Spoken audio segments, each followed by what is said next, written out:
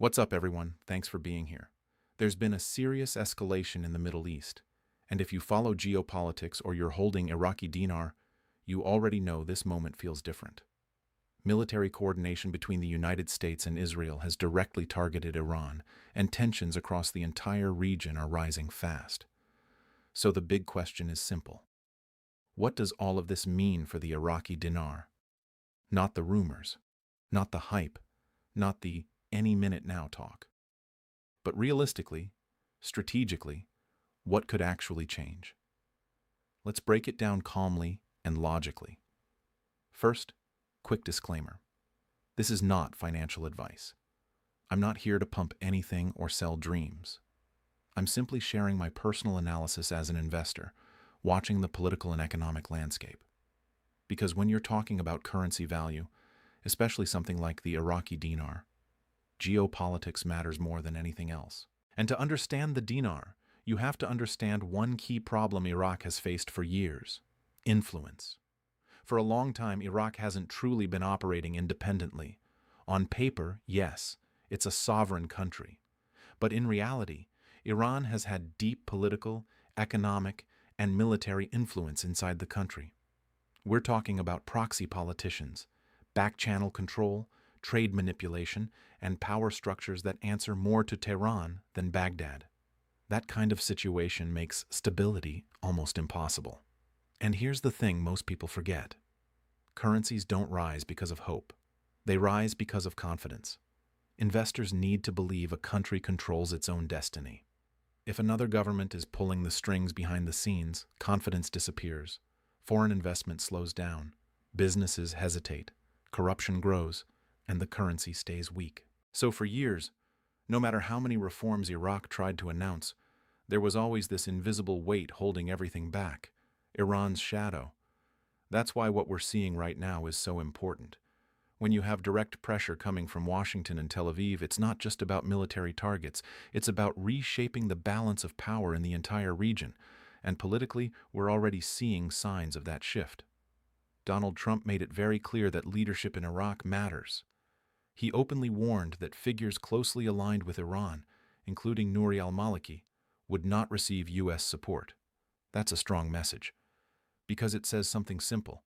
The era of Iranian dominance inside Iraq might not be tolerated anymore. And from an investment perspective, that's huge. Because before the dinar could ever strengthen in a meaningful way, Iraq would first need three things: political independence, security, and economic reform. Without those, nothing changes. Now let's talk about the military side for a moment. There have been increasing reports of strikes near Iran's strategic infrastructure, including areas around Bushehr, which houses critical nuclear facilities. Anytime nuclear sites enter the conversation, tensions go through the roof. Because if those sites are hit directly, retaliation becomes almost guaranteed. We're already seeing missiles fired toward areas near Jerusalem, which shows how quickly this can escalate. And when countries feel cornered, they don't act calmly, they act aggressively. That's what makes this moment so unpredictable. But here's something people often overlook. While the headlines focus on bombs and missiles, the real game is usually happening behind closed doors. Diplomacy, back-channel meetings, pressure campaigns, quiet negotiations. For example, Thomas Barrack has been meeting with Iraqi leadership, which suggests that political restructuring may already be happening quietly. And honestly, those meetings probably matter more than anything we see on TV, because wars don't just reshape borders, they reshape governments. And if Iraq comes out of this with less Iranian interference and more independent leadership, that changes everything for the country's economic future. Think about it like this.